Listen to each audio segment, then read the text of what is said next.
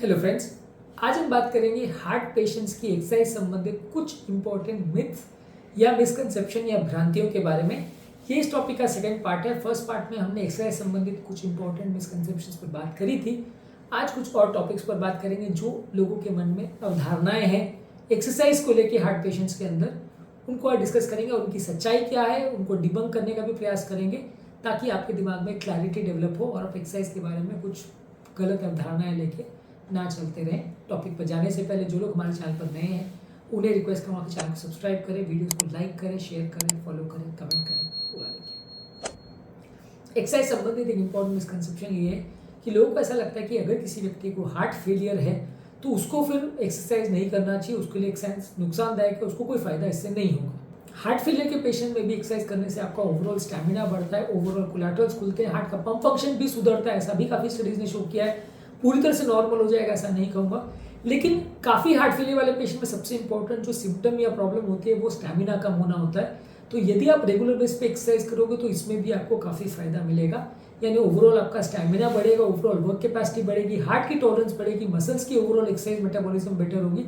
तो इसलिए heart failure के भी पेशेंट्स को एक्सरसाइज करनी है, फायदा उनको बहुत सारा है। लेकिन बस ये है कि जब तुरंत में हार्ट फेलियर हुआ और रिसेंटली अगर वर्सनिंग हुई हो तो उस दौरान थोड़ा ज़्यादा सावधानी रखें। उस दौरान आप बहुत अग्रेसिव एक्सरसाइज ना करें, नहीं तो थोड़ा हेल्थ बिगड़ने का चांस हो सकता है।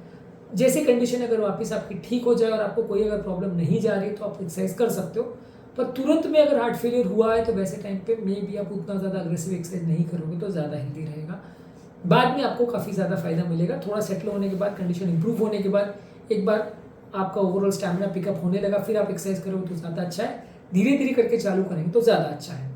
अगला इंपॉर्टेंट मिथ या भ्रांति ये है कि हार्ट की अगर आप मेडिसिन ले रहे हो तो उसमें प्रॉब्लम्स हो सकती है यदि आप एक्सरसाइज कर रहे हो, और यदि आप मेडिसिन ले रहे हो तो एक्सरसाइज करने की कोई ज़रूरत नहीं है, मेडिसिन अपना काम करती रहेगी। हार्डियक रिहेबिलिटेशन में सारी चीज़ों का अपना रोल होता है। जितना मेडिसिन का रोल है उतना ही एक्सरसाइज का रोल है, उतना ही डाइट का रोल है, उतना ही व्यसन को कंट्रोल करने का रोल है, अच्छी लाइफस्टाइल का भी उतना ही रोल है, डॉक्टर से भी मिलने का उतना ही रोल है।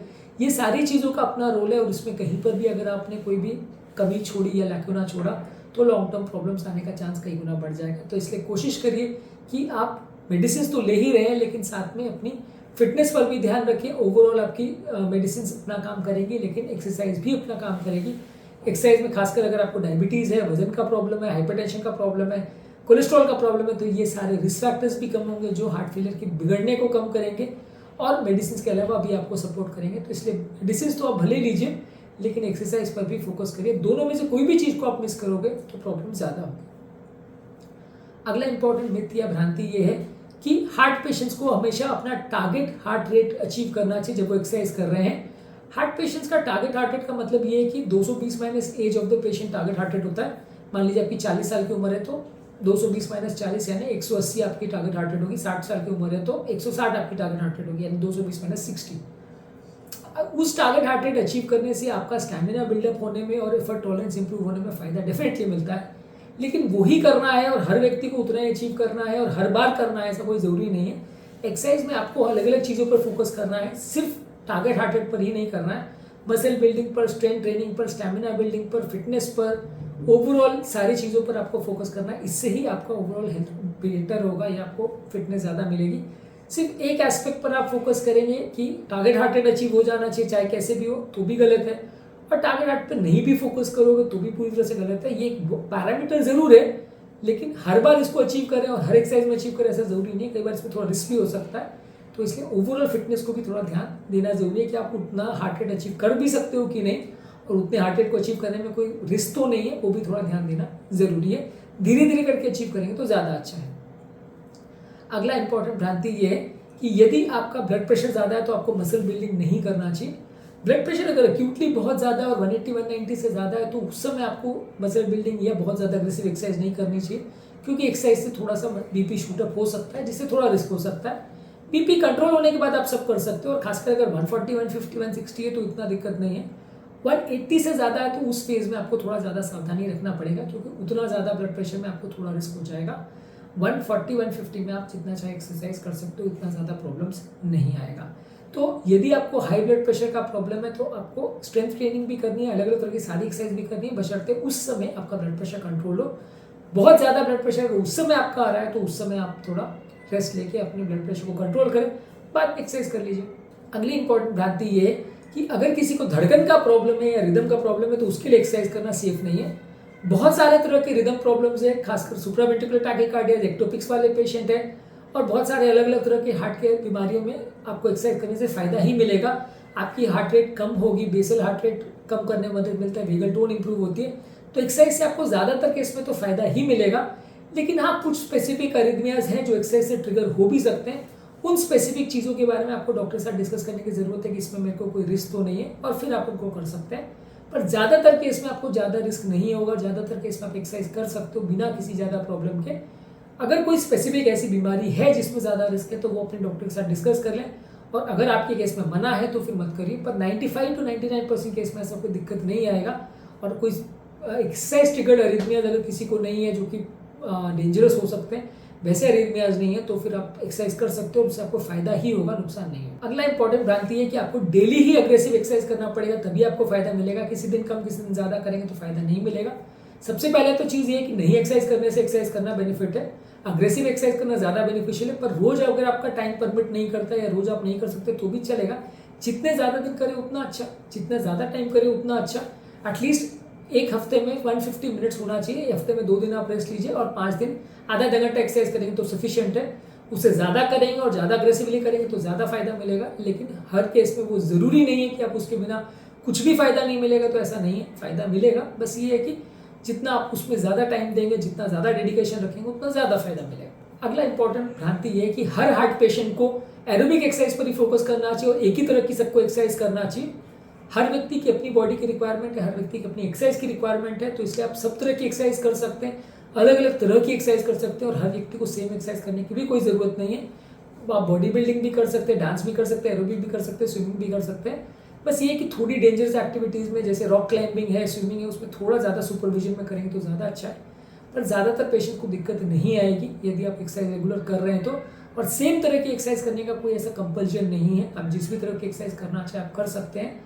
बस ये है कि हर तरह की एक्सरसाइज के लिए आपको थोड़ा सा फिटनेस लेवल होना चाहिए, और उस स्पेसिफिक एक्सरसाइज के लिए अगर कोई रिस्क है तो आपके डॉक्टर को एक बार पूछ लीजिए, आपके फिटनेस ट्रेनर को एक बार पूछ लीजिए, वो परमिट करते हैं तो आप कर सकते हैं। अगला इंपॉर्टेंट मिथ या भ्रांति ये है कि यदि आपको हार्ट अटैक आया है तो आपको कम से कम 1-2 साल तो एक्सरसाइज नहीं करनी चाहिए, नहीं तो आपका हार्ट फट जाएगा या दिक्कत हो जाएगी।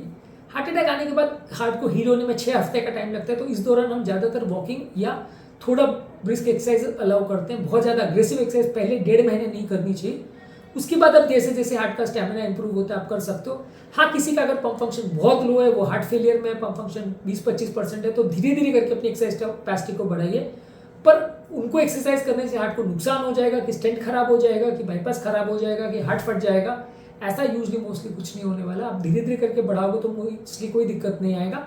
उल्टा नहीं करोगे तो ज़्यादा दिक्कत आने का चांस है। लेकिन ये है कि कंप्लीट कॉन्ट्राइंडिकेशन नहीं है, पहले 1-1.5 महीने थोड़ा सावधानी रखेंगे तो ज़्यादा अच्छा है। नेक्स्ट मोस्ट इंपॉर्टेंट भ्रांति ये है कि लोगों को ऐसा लगता है कि एक्सरसाइज जब लंबे और कंटिन्यूस सेशंस में करेंगे तो ही फायदा होगा। आप अगर 15-15 मिनट के गैप्स में थोड़ी थोड़ी एक्सरसाइज करोगे तो फायदा नहीं होगा, आपको 1 घंटे तक कंटिन्यूस करना पड़ेगा तो ही फायदा मिलेगा। आपका जैसा टाइम परमिट करे, सुबह आधा घंटा कर लीजिए, दोपहर को आधा घंटा कर लीजिए, रात को आधा घंटा कर लीजिए। ओवरऑल आपको मे भी थोड़ा सा कम फायदा मिलेगा, लेकिन फायदा फिर भी मिलेगा आपको। आप टोटल आधा घंटा करोगे और उसके बदले 2 घंटा करोगे 4 ब्रेक्स में, तो भी एटलीस्ट 80-90% वो उतना ही फायदा करेगा जितना आप एक बार में 2 घंटा करोगे। तो हाँ, एग्जैक्टली आप 2 घंटे एक बार में करोगे तो थोड़ा स्टैमिना बिल्डिंग में ज़्यादा मदद मिलेगी आपको, इसमें कोई डाउट नहीं है। लेकिन आप अगर उसको डिवाइडेड वे में भी कर सको, अगर आपका टाइम का प्रॉब्लम है या स्टैमिना का प्रॉब्लम है या फिटनेस का प्रॉब्लम है, डिवाइडेड वे में भी करोगे तो कोई बुरा ही नहीं है।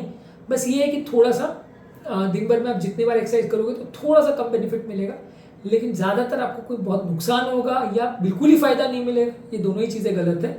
आपको फ़ायदा मिलेगा, बस थोड़ा सा 10-15% का लेस फ़ायदा मिल सकता है। वो भी कोई ऐसी कोई बड़ी स्टडी नहीं है जो शो करती है कि आपको सिग्निफिकेंटली बहुत ही ज़्यादा फर्क इसमें पड़ने वाला है। अगला इंपॉर्टेंट और लास्ट इंपॉर्टेंट मिथ जो आज हम डिस्कस करेंगे कि कुछ लोग को ऐसा लगता है कि जब भी आप कोई पर्टिकुलर एक्सरसाइज का प्रोग्राम चालू करते हैं तो उसको बीच में चेंज नहीं करना चाहिए, उसी पर लगे रहना चाहिए।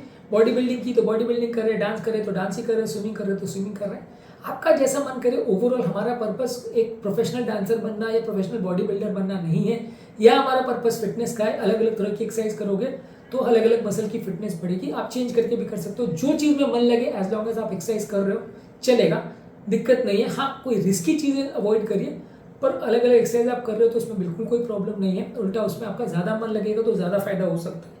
तो इसलिए एक्सरसाइज चेंज नहीं करना ऐसा कोई कंप्लीट क्राइटेरिया नहीं है।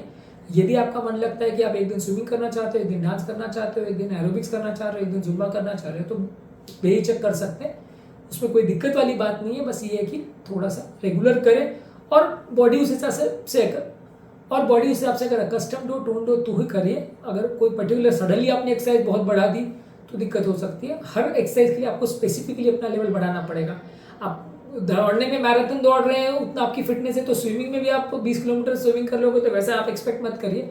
आपको स्विमिंग अगर स्टार्ट कर रहे हो तो उसमें भी राइट फ्रॉम जीरो से स्टार्ट करना पड़ेगा और धीरे धीरे करके स्टैमिना बढ़ाना पड़ेगा।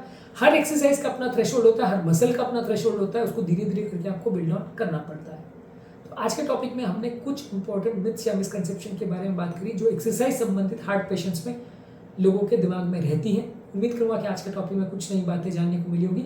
इस टॉपिक का फर्स्ट पार्ट को आप जरूर चेकआउट करिए, उसमें भी हमने कुछ इंपॉर्टेंट मिसकंसेप्शन पर बात करी थी। जो लोग हमारे चैनल पर नए हैं उन्हें रिक्वेस्ट करूँगा कि चैनल को सब्सक्राइब करें, वीडियोस को लाइक करें, शेयर करें, फॉलो करें, कमेंट करें, पूरा देखें और सोशल मीडिया पर शेयर करें।